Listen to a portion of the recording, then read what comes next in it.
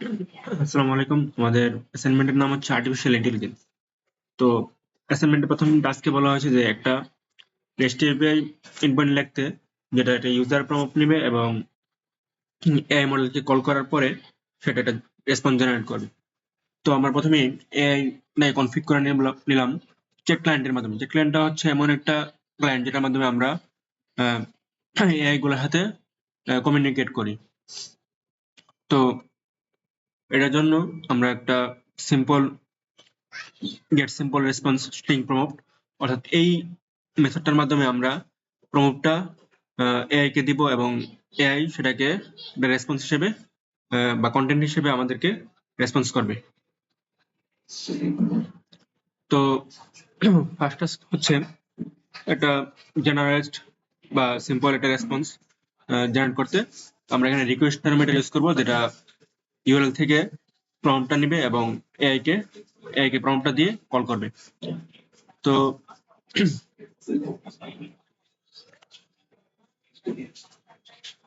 Request parameter হিসেবে আমি use করছি /API/i, এবং এখানে হচ্ছে /simple হচ্ছে আমাদের এই গেট ম্যাপিং এর। আমি প্রম্পট হিসেবে হ্যালো দিলাম। তো রিকোয়েস্ট প্যারামিটারের মাধ্যমে এই হ্যালোটা নিবে এবং একটা রেসপন্স আসবে যে hello, how can I assist you today. এখন হচ্ছে next part, create a prompt template that accepts user name and topic, generates a personalized response using Spring AI। অর্থাৎ নেম এবং টপিক নামে দুইটা প্যারামিটার আমাদেরকে ইউজ করতে হবে, যেটা পার্সোনালাইজড ভাবে আমাদেরকে রিপ্লাই দেবে।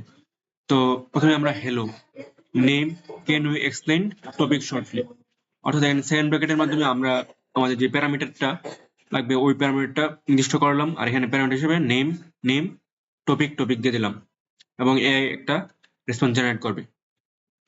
তো এখানে সেম রিকোয়েস্ট প্যারামিটারের মাধ্যমে নেম এবং টপিকটা গেট করব আমরা।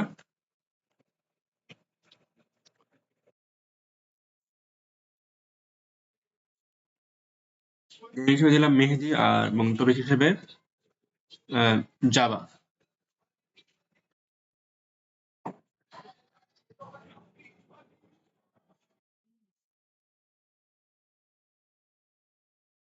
এই যে হেদিয়ার জাভা ইন নাটশেল, অর্থাৎ একটা রেসপন্স আসছে রেস্ট কন্ট্রোলারের মাধ্যমে।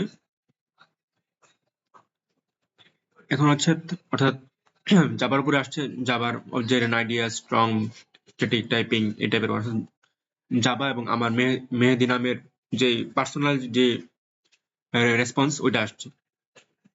তো থার্ড পার্ট হচ্ছে build a simple AI assistant service that receives a question, generates an answer using Spring AI, logs prompt for future model training anonymously and responds to the user। অর্থাৎ future model training এর জন্য একটা log রাখতে বলা হয়েছে, অর্থাৎ এই কারণে আমরা logger.info ইউজ করছি এবং এটা আমাদের লগে দেখা যাবে। তো হোয়াট ইজ স্প্রিং এআই, এই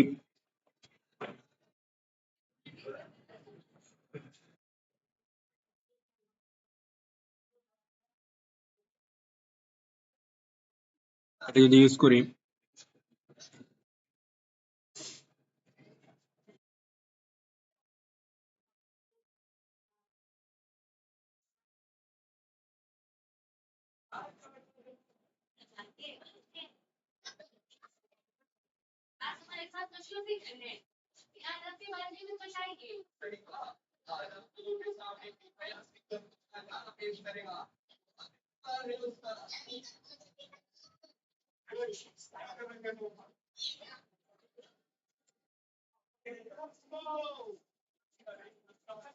এই যে রেসপন্স আসা পড়ছে, এটা হচ্ছে স্প্রিং এআই নিয়ে একটা রেসপন্স।